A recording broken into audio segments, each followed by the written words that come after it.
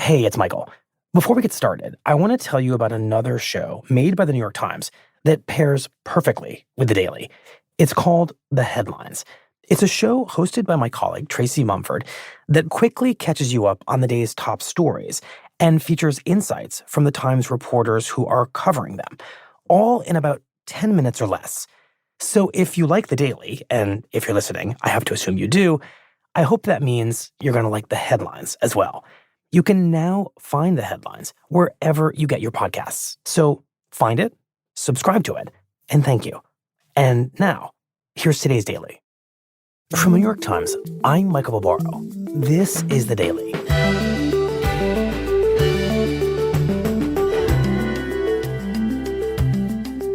Today, the story of how a little-known Midwestern governor became Kamala Harris's choice for a running mate. My colleague, Ernesto Londoño, walks us through the career, politics, and sudden stardom of Governor Tim Walz of Minnesota. It's Wednesday, August 7th.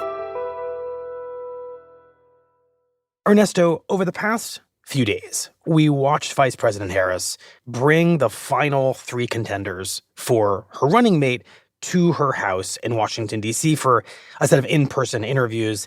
And then we watched as she seemed to narrow her pool of choices down to a final two, the governor of Pennsylvania, Josh Shapiro, and the governor of Minnesota, Tim Walz. And now, of course, we know that she has made her choice. What has she told us about her campaign strategy, the way she views this race, in ultimately choosing Tim Walz? Michael, I think what the choice tells us is that Kamala Harris was drawn to two qualities that Governor Walz brings to the table. And what's interesting is they may seem to be in tension. For starters, here's the ultimate everyday man, somebody who grew up in a small town in Middle America, served in the National Guard, was a high school teacher, a football coach, very plain-spoken, goes to campaign events wearing T-shirts and baseball caps, is a gun owner and very proud about it.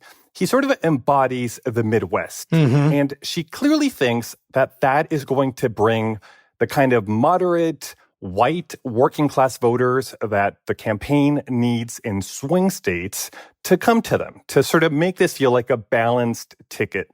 And something that will give her enough of the crucial votes to defeat Donald Trump in the fall. Right. On the other hand, as governor, he passed a slew of pretty progressive legislation in the past couple of years. Everything from abortion rights to gun control. So these things are likely to appeal to bread and butter Democrats. But the question is, when voters have examined these two facets of Tim Walz, may it bring them enough enthusiasm from the base and enough undecided voters that the campaign desperately needs? Or at some point, do these two aspects of him start canceling each other out? Right. In short, you're saying Harris is betting on a dual appeal from Walz to two essential constituencies. But the risk is that the appeal to one of them is just much, much greater than to the other. Right. You could definitely see a scenario where voters, once they've examined Tim Walz's story and legacy, may conclude that both of these candidates are quite liberal. Okay, so tell us the story of Tim Walz, a story that I think a lot of us don't know because we really don't know Walz all that well, and how he has come to embody these two qualities and that tension that you just described.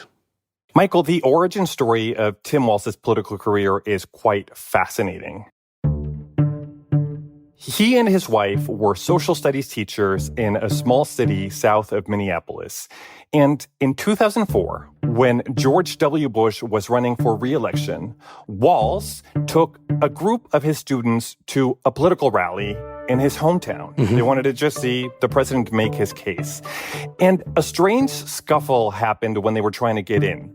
Well, one of the kids had a John Kerry sticker on his wallet. And this is where the individual says, well, you're not going to be allowed to enter. You've been deemed a threat.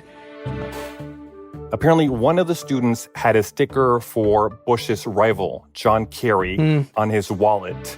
And security officials at the rally didn't want to let them in. And I said, oh, it's okay, they're with me. And who are you? And I said, no, I'm Tim Walz, I'm their teacher here. And showed them my ID. And they said, well, you two have been deemed a threat to the president. And I said, well, that's not true. And it kind of escalated. And this really ticked off Tim Walz. He was really upset. There was a fight and a confrontation at the rally. Wow. At this point in time, I'm kind of nervous I'm going to get arrested. So I'm like saying, well, I'm Teacher of the Year in Mankato. And they didn't care about that. And it was a kind of a sad epiphany moment, how it felt for people to be looked right through by people. These people didn't see me. And this is happening. And ultimately, he sort of walks away from this moment feeling really sick of the Bush administration, the politics of the day, and he turns around and volunteers for the Kerry campaign.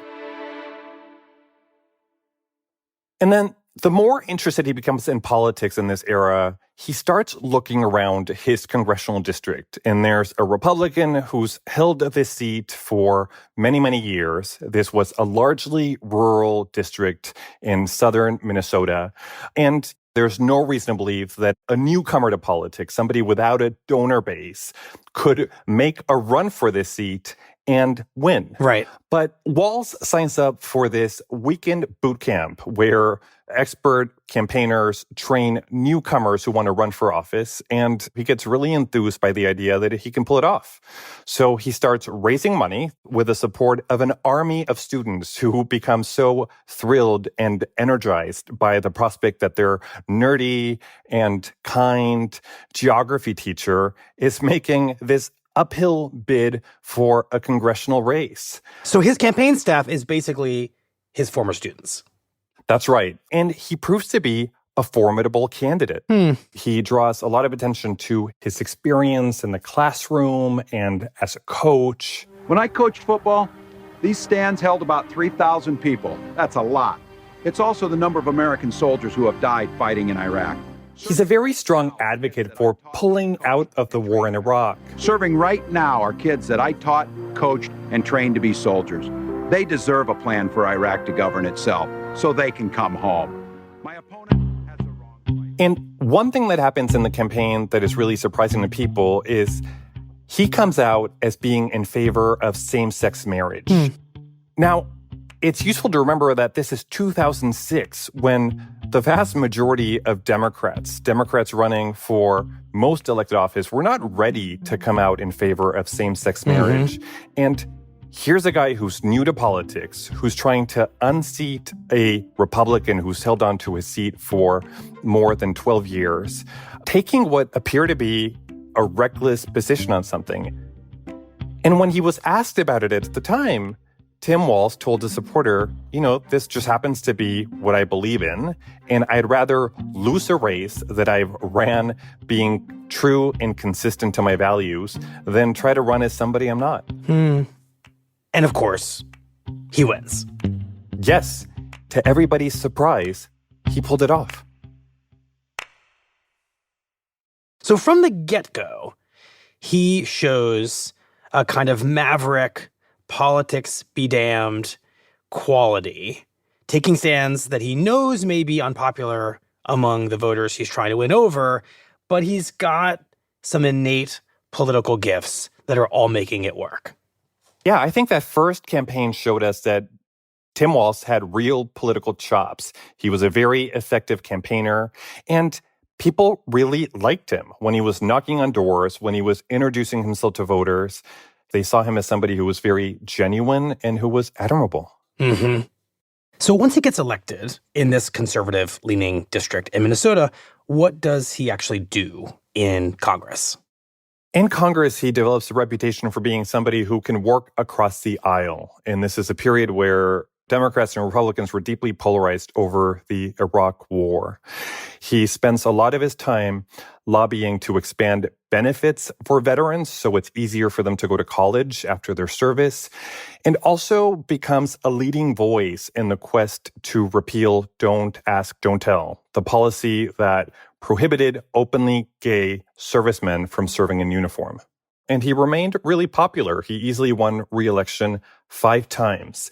The last time he runs for his seat happens to be 2016, when President Trump wins his district by about 15 points.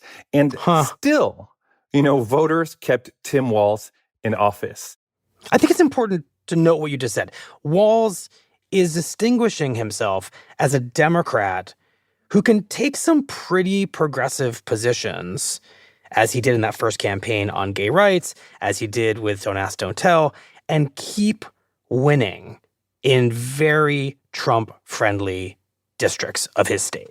That's right. And as he's serving his 6th term in office, he sets his sights on the governor's mansion and decides to run for office in 2018. He wins that race easily, and early on, during his time as governor, the eyes of the world are on Minnesota after a police officer kills George Floyd. And what we see is massive looting and protests in Minneapolis. Right, and remind us how Governor Walz handles that violence, those protests. Yeah, I think that's a crucial chapter in Tim Walz's political career, and one that will come under scrutiny in the days ahead. After George Floyd was killed on a Monday, people are upset and they're tired. And being black in Minnesota already has a stigma and a mark on your back. Protests took root in Minneapolis. I want to sit out here and shoot off your rubber bullets and tear gas. And they got progressively larger and more violent. There comes a point where the mayor and the police chief in Minneapolis plead for help. They ask the governor to send in the National Guard. And crucially, that request was not immediately heeded. This is the 3rd precinct here. There are fires burning to the left of it And at the height of the crises, a police precinct building was abandoned. There's someone climbing up the wall right now, kicking the window in, trying to climb up the wall. Because city officials grew concerned that protesters were about to overrun it and may attack the cops inside their own turf.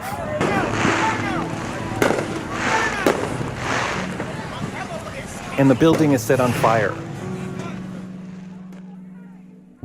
Right. A very memorable image. I can recall it happening in real time. Yeah. And in the days that followed, I think there were a lot of questions of why the governor didn't send in troops earlier, and whether a more muscular, decisive response could have averted some of the destruction that spread through the city.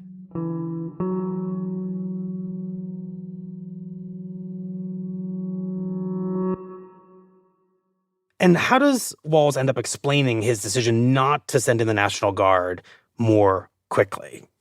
The governor and his administration have said that they were really, really dealing with an unprecedented challenge. And I think there was a concern that sending in troops into this really, really tense situation could have done more to escalate rather than pacify things on the street.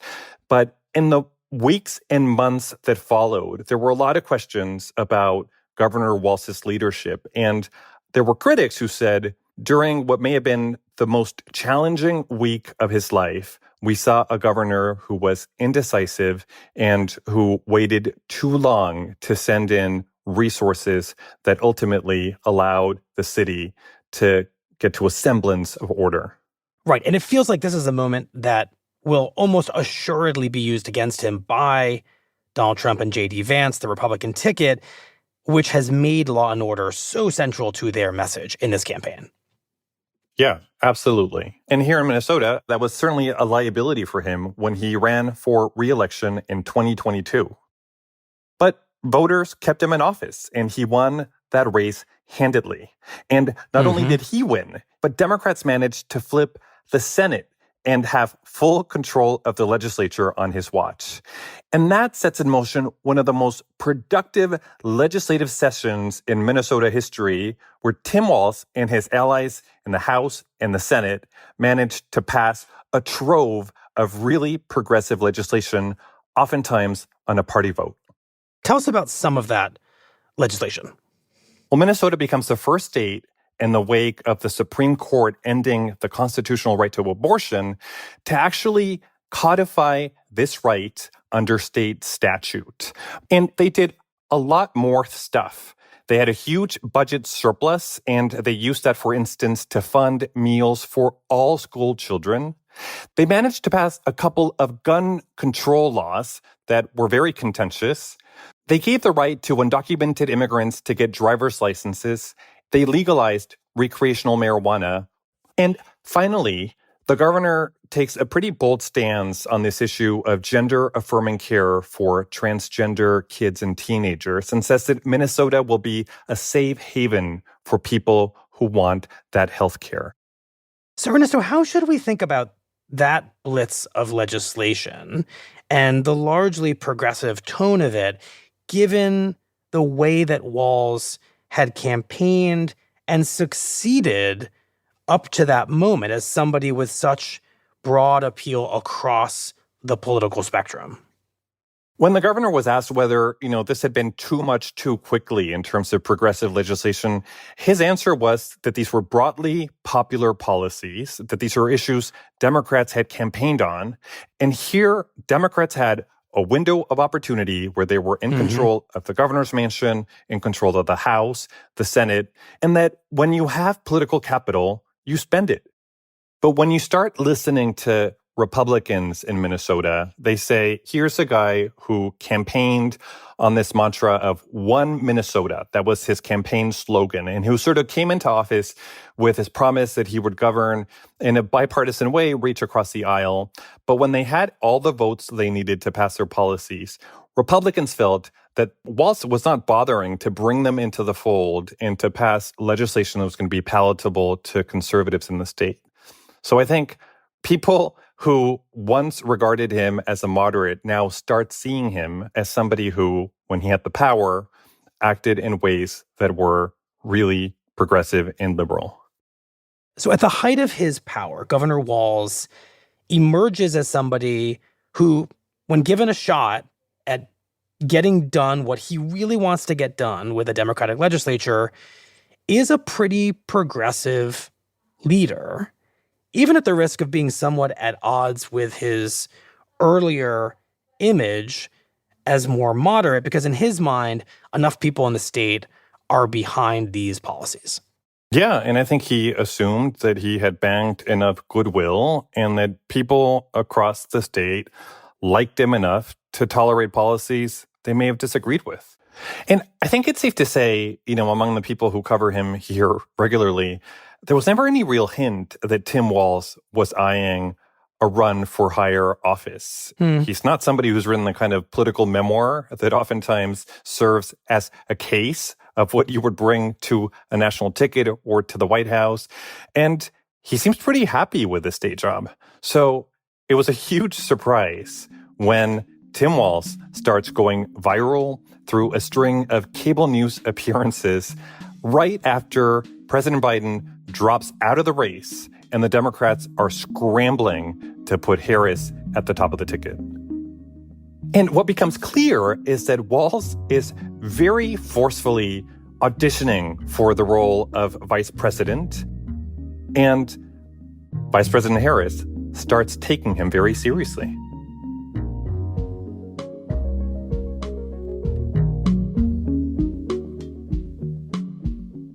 We'll be right back.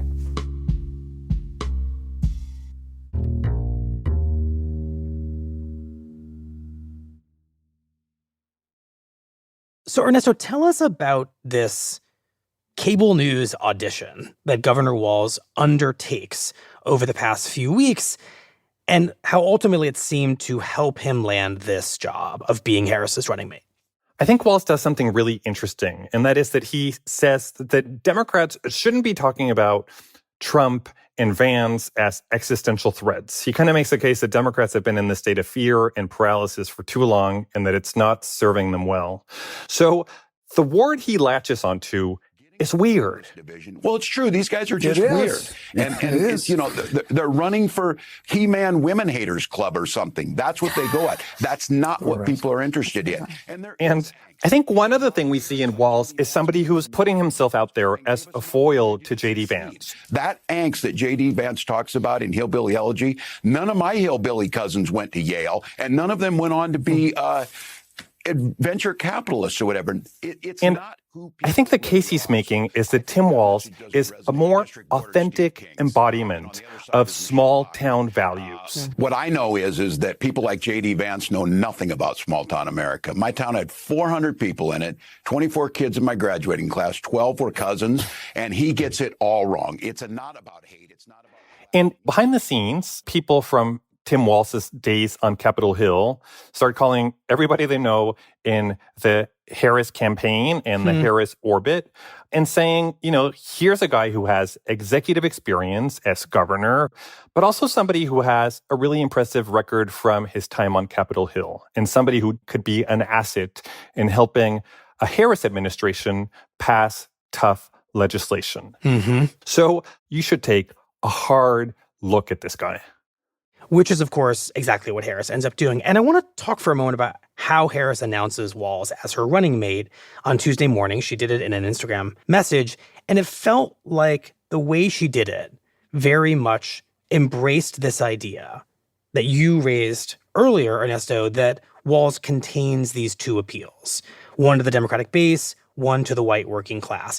Harris specifically cites the work that Walz did with Republicans on infrastructure and then cites his work on gun control. She mentions that he was a football coach and the founder of the high school gay-straight alliance. She's straddling these two versions of Walz.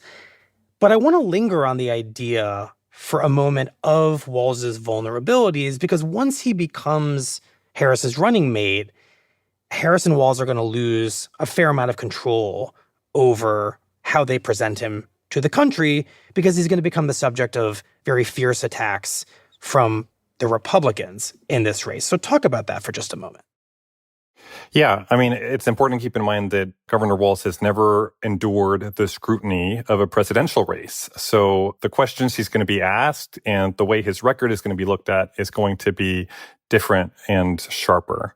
You know, I think the Harris campaign is billing him as first and foremost a fighter for the middle class. And I think that certainly will have some appeal. But I think in coming days, there's going to be a lot of attention drawn to parts of his record that may be unpopular with many voters. For instance, giving undocumented immigrants driver's licenses, which Governor Walz championed, is likely to provide fodder for an attack ad. The very dramatic footage of Minneapolis burning in 2020 is also something that I think people will be drawn to. And there's going to be interest in re-examining what the governor did and what he could have done differently to avert the chaos. And on Tuesday, we saw that the Trump campaign wasted no time in trying to define Tim Walz as soft on crime, permissive on immigration policy, and they also made clear they wanted to relitigate the era of George Floyd's killing. And specifically, they want to try to tie him to the effort at the time to defund the police, which is a movement that Walz personally never endorsed. So the Republican attack here will be pretty simple. Walz is liberal, Harris is liberal, so in their efforts to speak to especially white working class and rural voters in swing states, the Trump campaign is going to say, this is not the ticket for that group of voters. This is the ticket of burning police precincts and gun control. And of course, that may not be fair, but that's very likely going to be the message over the next couple of months. Right. I think there's going to be effort to portray him as a radical liberal who has used his small town roots to put on this sort of veneer of being a moderate and of really sort of understanding and being part of the segments of the electorate that I think are critical in this election. I want to speak for just a moment about the person Harris did not pick when she chose Walz, because many Democrats had felt that Walz was a potentially too liberal-seeming running mate for a candidate, Kamala Harris, who herself comes from a blue state and is caricatured by the Republicans as liberal herself. And the person she didn't choose was Governor Josh Shapiro of Pennsylvania, who was seen as having a huge appeal in that particular key swing state, but also presented risks of his own of alienating parts of the Democratic base with his well-documented support for Israel and his criticism of campus protesters. How should we think about the fact that ultimately Harris chose Walz over Shapiro? Yeah, I think in the final stretch of this campaign to be the vice presidential pick, we started seeing a lot of acrimony in pockets of the Democratic base, drawing attention to the fact that Governor Shapiro could be divisive on Gaza, which has really sort of split the party in recent months. Mm-hmm. So I think at the end of the day, they made a calculation that Tim Walz would be more of a unifying figure and would be somebody who would sort of inspire and energize enough pockets of the electorate that they need, particularly in the Midwest, to make him the stronger and more exciting pick and somebody who wouldn't force them to go back to defending and relitigating the Biden administration's record on Israel and on the war in Gaza. Right. And then on Tuesday night, we got our first glimpse of Harris and Walz together on stage for the first time at a campaign rally. I'm curious what struck you about their debut together.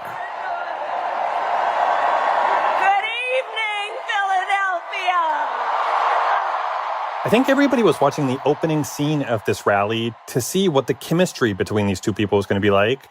And they both seemed giddy. They were literally at times bouncing with enthusiasm. Since the day that I announced my candidacy, I set out to find a partner who can help build this brighter future. So, Pennsylvania, I'm here today because I found such a leader.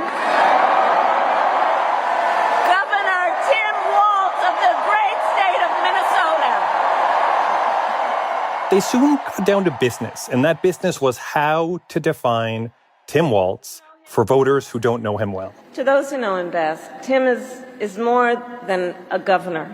And right off the bat, we saw that Kamala Harris really highlighted a lot of pieces of his pre-political career.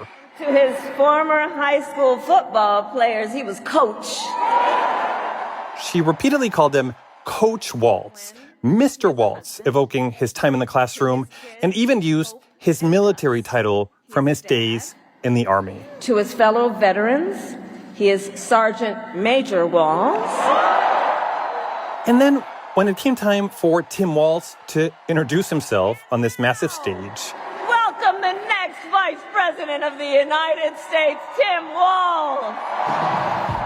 He drew a lot of attention to his small-town roots. I was born in West Point, Nebraska. I lived in Butte, a small town of 400.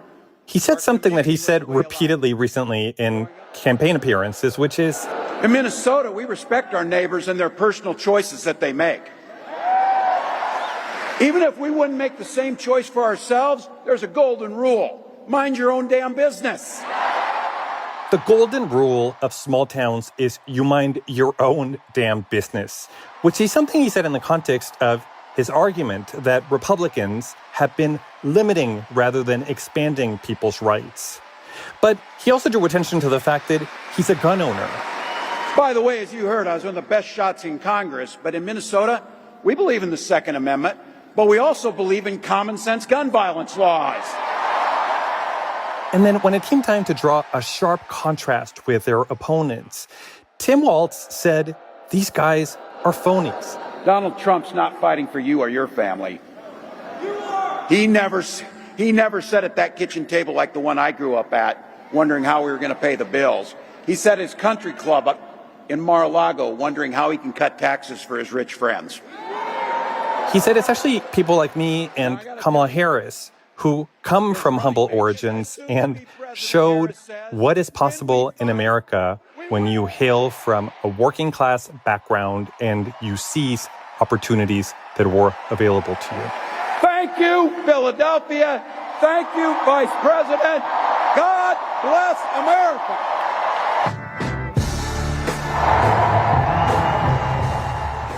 So when it comes to this question of Walz's dual identities and dual appeals, what did we learn on day one of this new Democratic ticket, do you think? I think the campaign is trying to convey that these two facets of Tim Walz's life are not mutually exclusive, that they don't need to be in tension. They don't cancel each other out. They're both part of Tim Walz's story. And I think that's how they're going to present him from now until Election Day. Well, Ernesto, thank you very much. We appreciate it. It's my pleasure, Michael.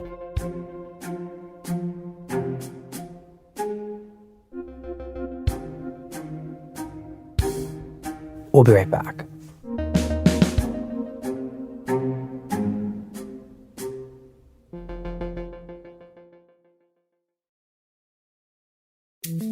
Here's what else you need to know today. On Tuesday, Hamas said that Yahya Sinwar, one of the masterminds behind the deadly October 7th attacks on Israel, had consolidated his power over the entire organization.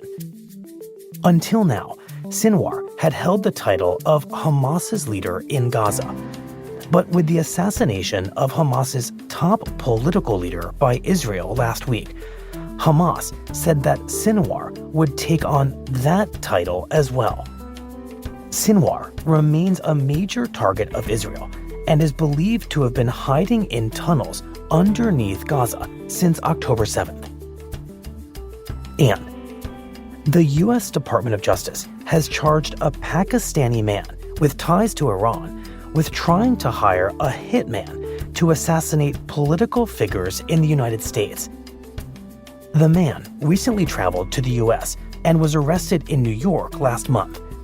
American authorities believe that his potential targets likely included former President Trump.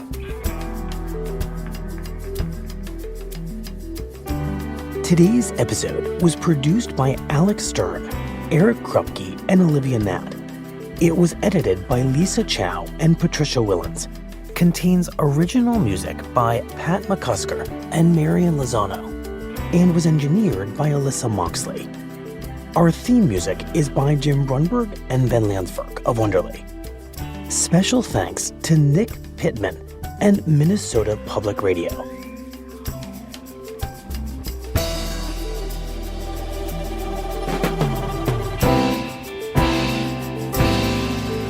That's it for the Daily. I'm Michael Bavaro. See you tomorrow.